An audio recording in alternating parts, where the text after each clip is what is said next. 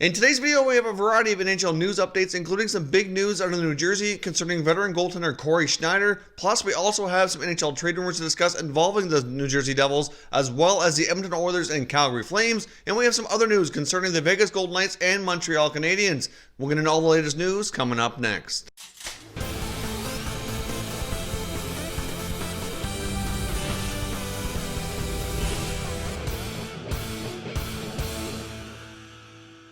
So welcome back here to Top Shelf Hockey. As I mentioned, we have a lot to cover today, so let's dive right in, and I want to get started talking about the New Jersey Devils, and they've placed veteran goaltender Cory Schneider on waivers for the purpose of being assigned to the American Hockey League. So obviously this is big news. The veteran netminder, as we know, has battled a lot of injuries and struggled over the past couple of years.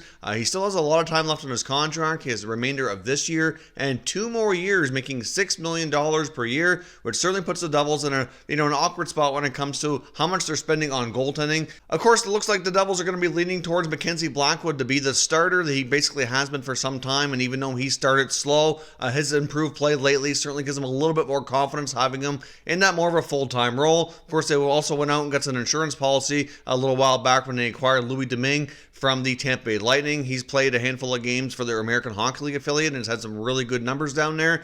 So he's certainly ready for another crack at the NHL. So certainly Blackwood and Domingue looks to be the goaltending tandem for the Devils, at least for the next little while. We'll see how everything goes. But either way, we'll see what happens here with Cory Schneider, if this is going to be the end of the road for him in the NHL. He has appeared in 6 NHL games this year with a 4.59 goals against average and an .852 save percentage. So certainly those are not numbers that's going to keep you playing in the NHL. It looks as though the injuries he sustained over the past few years, especially with the hip area, are certainly taking its toll on him, and he's not quite the same goaltender he used to be. I do think it's highly doubtful that another team will put in a claim to take the veteran netminder given his contract and his obviously lack of success more recently.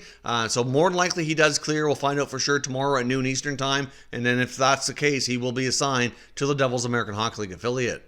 Will he get another opportunity? It's really hard to say. I guess it depends on how things go in his American Hockey League stint. If he goes down there, stays healthy, and plays well, maybe he'll get another opportunity. But clearly, the veteran netminder's NHL time very well could be coming to a close. Now, we are also going to touch on some other news involving Taylor Hall and the Devils. We'll get to that here momentarily. Just a few other quick tidbits first before we do. The Montreal Canadiens have certainly been hit with the injury bug as of late, and the team did announce that they're going to be without a couple of their veteran forwards for at least a number of weeks. It's hard to say exactly how long these guys are going to be out, but it's not a day-to-day type of thing. It is a week-to-week issue, which could, very well turn into a longer-term concern, and that's veterans Paul Byron and Jonathan Drouin. Drouin's certainly been having a much better season. He certainly bounced back and was playing better than he did last year, so it's really, not a good timing type of thing for the Montreal Canadiens. Of course, they're having a decent season so far, battling for a playoff spot in that top 3 in the Atlantic Division, and really a lot of people believe that they have the necessary pieces to stay in the top 3 conversation, especially with teams like Tampa and Toronto not performing up to expectations so far early in the NHL season. There's lots of hockey left, but clearly Montreal is going to be in a fight for a playoff spot this year. They can contend, and obviously these injuries are not going to help that matter. So we'll see how they get along here, but they do have lots of young forward prospects who can hopefully step in and get some NHL experience and keep things going for Montreal. Now, with the Vegas Golden Knights, they have signed their first-round selection from the 2019 NHL Draft, Peyton Krebs, to his entry-level contract. Of course, a lot of teams kind of passed over Krebs a little bit in the first round of the NHL Draft last year due to the severe Achilles tendon injury he suffered not long before that. He was still recovering and is yet to play this season, but he will be getting started soon in the Western Hockey League, going back to his junior team. Peyton Krebs very well could be a key part of Team Canada's World Junior Championship roster should they decide to give him an opportunity there. He's certainly a strong enough player. I guess it just depends on how things look once he gets playing, and we'll see what he can do there. But Peyton Krebs could be a big part of the Vegas Golden Knights' future. Peyton Krebs, he's now officially signed his NHL contract and very well could be turning pro as early as next season. Now jumping over to take a look at some of these NHL trade rumors I want to discuss here today. Most of this information comes from the Saturday headline segment on Hockey Night in Canada from the weekend, but there is a little bit from other sources here as well. I want to get first started here talking about the Edmonton Oilers. Now, it's been an on-again, off-again conversation about the Oilers this year. They're certainly exceeding expectations, at least from my standpoint. I know a lot of fans' standpoint after the way last year went. I really wasn't sure that they'd be able to improve as much as they have this year, but so far things are going quite well. Leon Draisaitl and Connor McDavid are absolutely tearing it up. up two of the top players in the league. Draisaitl's got himself in the argument for being the top player in the NHL right now. So when you have that along with Connor McDavid, things are certainly going well. James Neal's fit in quite nicely after that trade. But one thing they are missing is more depth at the center ice position.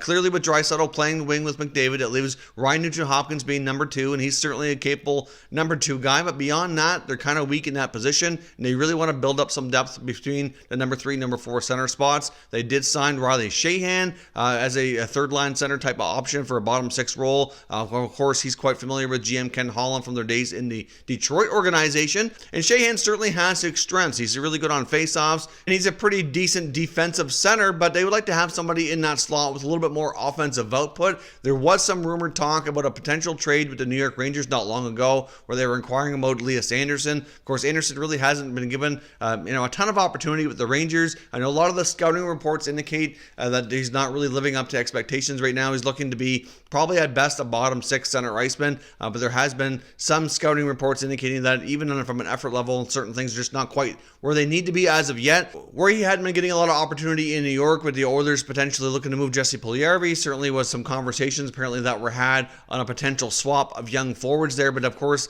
right now that appears to be off the table for the time being. But he's certainly that type of player. If Anderson could be living up more on the offensive side of his expectations, might have actually come through with a trade there. But the Oilers are in the market for that type of deal for a young center iceman who can have who can be a decent number 3 center and certainly put up some offensive output. I know somebody like Ottawa's Jean-Gabriel Pageau would be perfect for them, but the asking price very well might be too high. And then, of course, he's a pending unrestricted free agent, and he's going to be looking for a raise after the solid year he's having, so he very well might prove to be too expensive beyond this season as well. So if they did try to pick up somebody like Pageau, it likely would only be as a rental, in my opinion, because they just have too much money tied up in a lot of their other top 6 forwards. So I guess we'll see what happens here with the Oilers, but reports are indicating they're still in the market looking for a number 3 center with some more offensive power.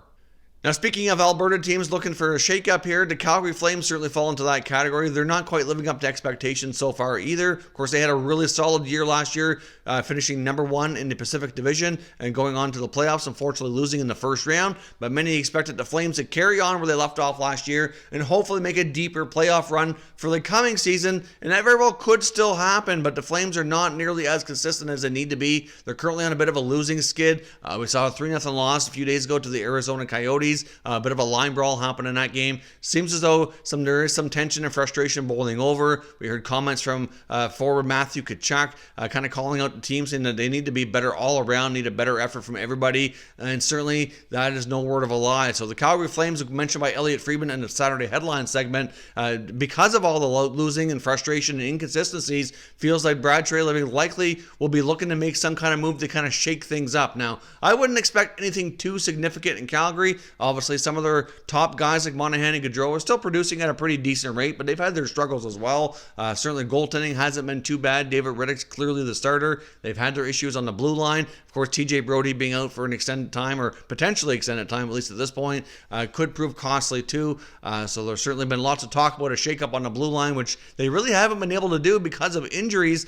So this Flames team is certainly in a little bit of a predicament. Hard to say exactly what they're going to do, but according to Friedman, likely looking for some kind of a minor shakeup to try to get things going and get things back on track, being a more consistent winning hockey club. Now, in another report from Elliot Friedman as well, he indicates that New Jersey Devils forward Taylor Hall more than likely will be traded, and he feels that the Devils will not likely wait till the trade deadline, that it very well could come much sooner, that Ray Shero might try to get ahead of things here, and he feels that the GM knows that the odds of him getting a contract done during the season are extremely slim, given the fact that Taylor Hall's agent Darren Ferris rarely ever does that type of situation. He always encourages his clients to wait it out as long as possible and kind of bid and have other teams kind of bid their services up and really get to set the market and really get their true value, what they feel is going to be the best deal offered, that most teams will wait until that 11th hour to put that best offer on the table.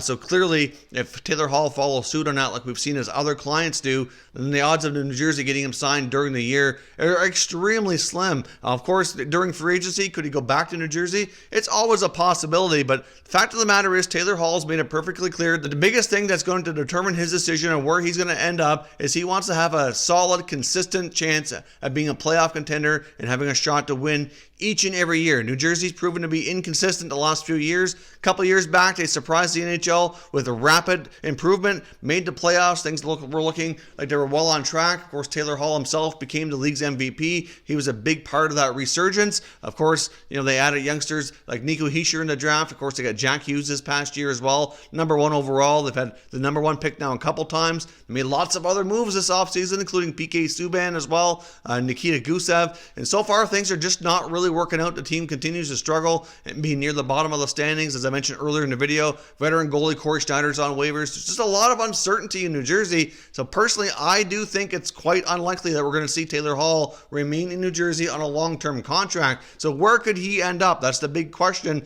There's certainly a handful of teams out there with the necessary cap space and assets, I think, to satisfy a New Jersey trade. As I mentioned in previous videos, I think the one team to really watch here is the Colorado Avalanche. They've had their fair share of injuries this year. They're battling a lot of adversity, but they're still doing pretty well. But they have the space. They have tons of young assets and draft picks. They would certainly be a team I would take a look at here as a potential trade partner for New Jersey. And regardless of where he gets traded to, assuming he does, I would not necessarily expect him to do a sign and trade and remain with that club longer term. I think it's quite possible Taylor Hall goes to another team as a rental and then signs somewhere else during the offseason, depending on where he feels he's going to fit best longer term. Now, I wouldn't say it's a given that wherever he gets traded to, he absolutely doesn't sign him, but I do think he'll go to free agency on July 1 regardless and hear what other teams have to offer and decide his long-term future at that point. He seemed very intrigued by the whole John Tavares sweepstakes a couple years ago, and I do think he's going to be taking a similar approach. At least that's my take, that's my opinion, and based on Friedman's reports here, looks as though the odds of Hall being traded are high, so I'd like to know what your thoughts are. Where does he end up, and what kind of package is it going to take to land a superstar player from the New Jersey Devils? So of course, as always, we'll know your thoughts and opinions and everything discussed here today, so certainly let me know your thoughts down in the comment section and we can continue the conversation. If you're new to the channel, consider subscribing